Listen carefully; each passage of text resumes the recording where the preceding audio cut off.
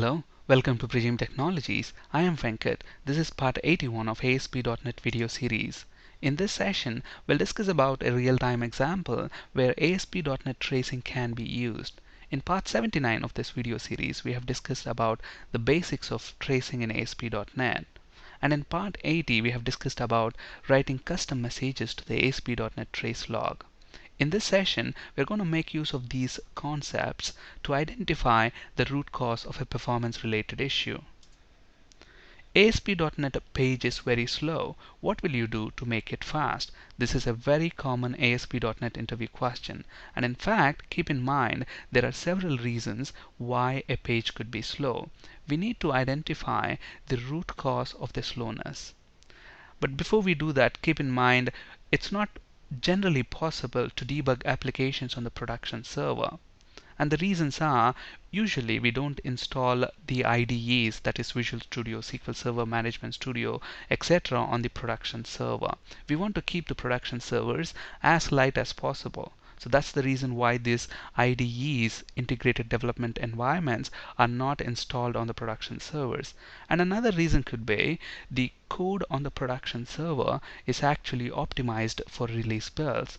It's not practically possible to debug the code that is optimized for release builds. So these are the reasons why we cannot debug the application on the production server. Now, if the slowness is also happening on the development machine, then it's easy to identify the root cause of the issue.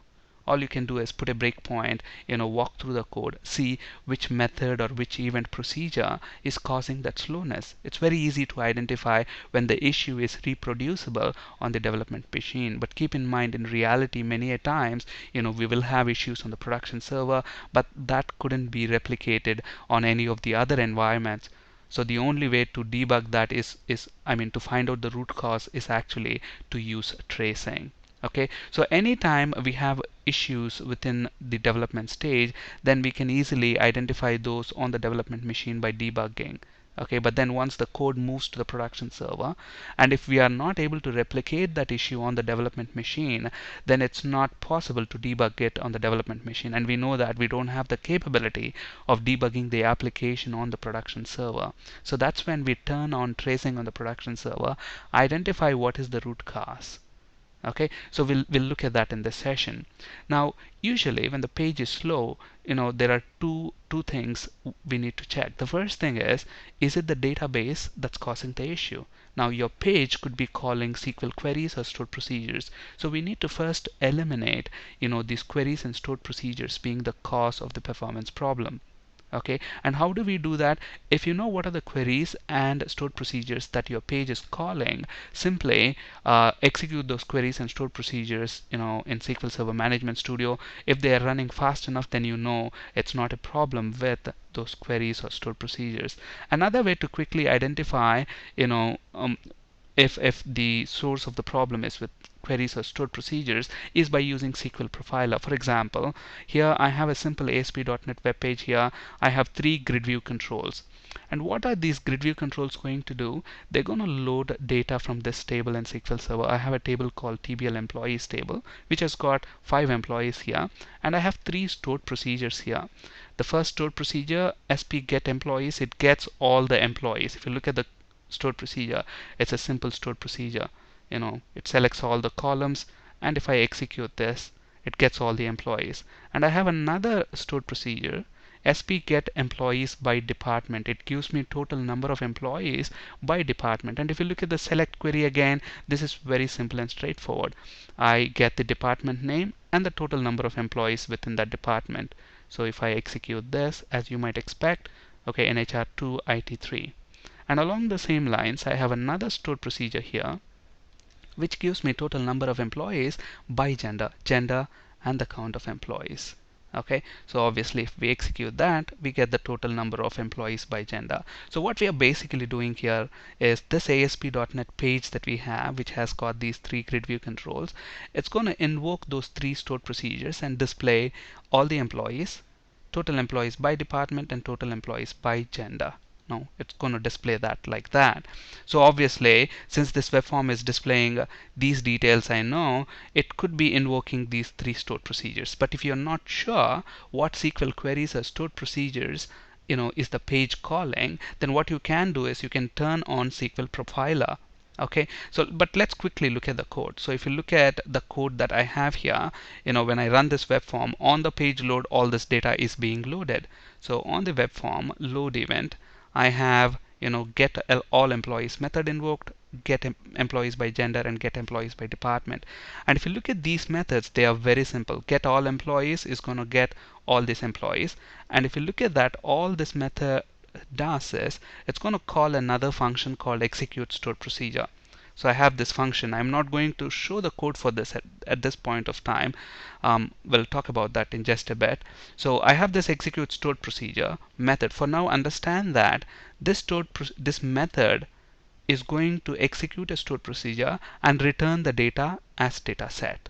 So if you pass in sp get employees, this method will execute that stored procedure and return the data as a data set, which we are using as the data source for the grid view control, and you're calling the data bind method. Okay, since we have three stored procedures, these three methods are calling those three stored procedures, and then these three methods are being invoked in the page load. Okay, so it's as simple as that. Now the problem here is, it's a very simple page, but still when I run this, look at that, when I run this, it's actually loading and loading and loading. It's taking a lot of time just to retrieve the data and display it. Still it is not. So finally it came. So definitely there is some performance issue here. It's taking more than 5 to 6 seconds. Okay, so how do we identify the root cause of the performance issue? And keep in mind, this problem is not reproducible on local machine. It's happening only on the production server. Okay, so we need to identify that.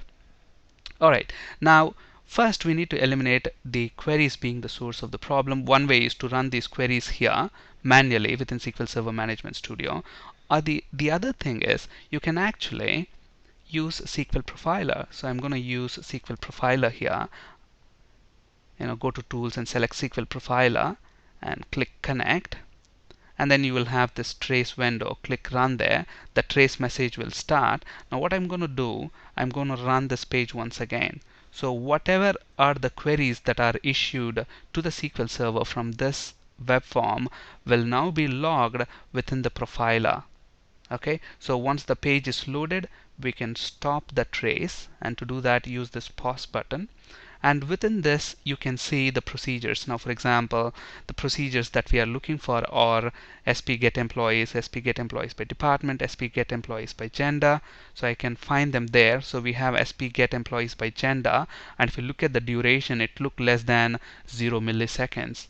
Okay, similarly sp get employees by department, that also took less than 0 seconds.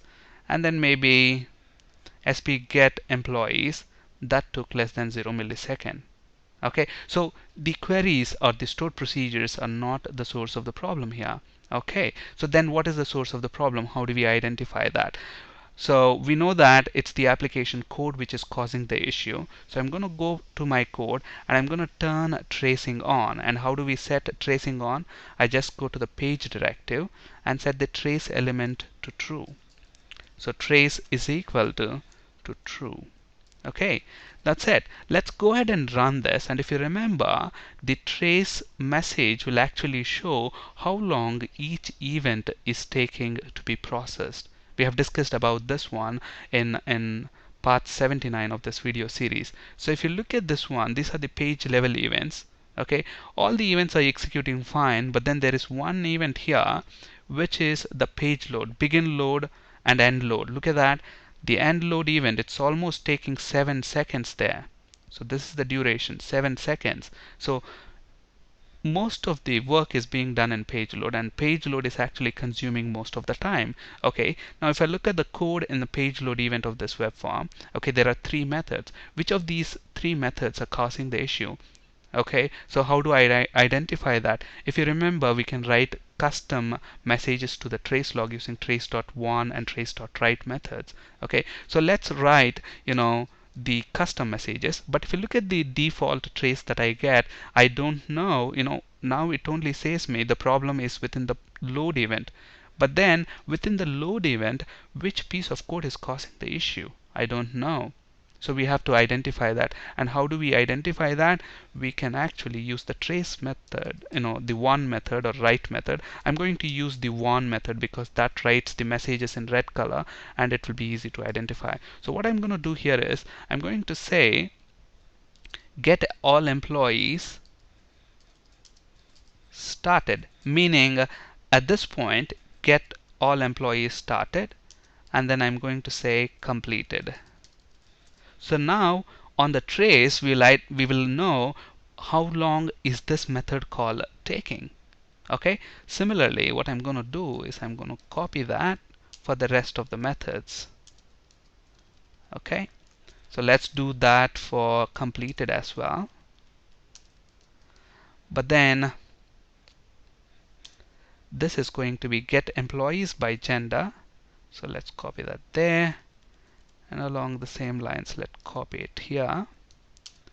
And finally get employees by department. Basically what we are trying to do here is identify the times taken for these methods to complete their work.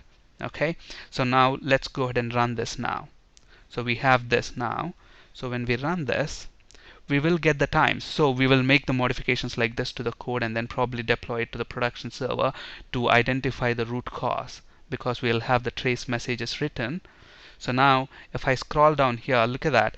Get employees started and completed. If you look at the time, it took less than 1 second. These are in milliseconds less than second.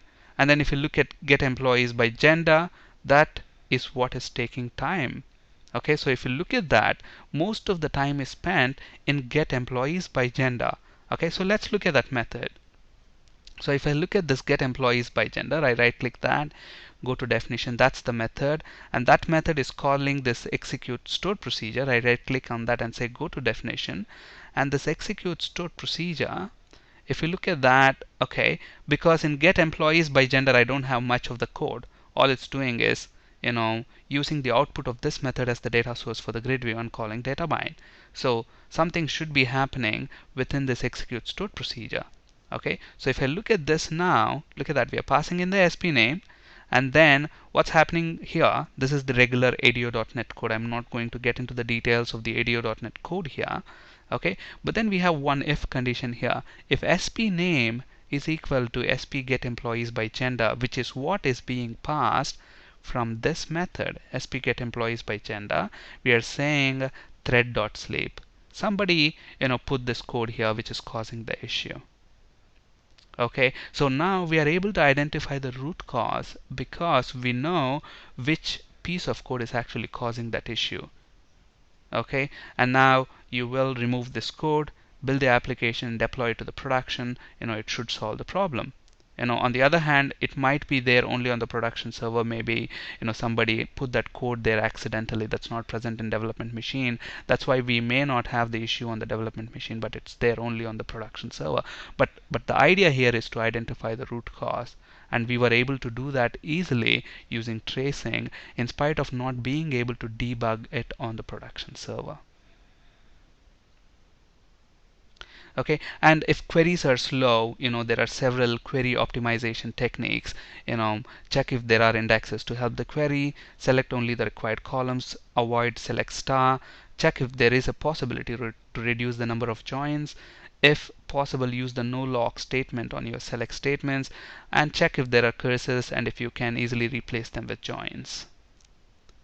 And on the other hand, if it's the application which is causing the issue, we turn the tracing on, and we have seen how to identify which method or which piece of code is actually causing the issue. On this slide, you can find resources for ASP.NET, C#, and SQL Server interview questions. That's it for today. Thank you for listening. Have a great day.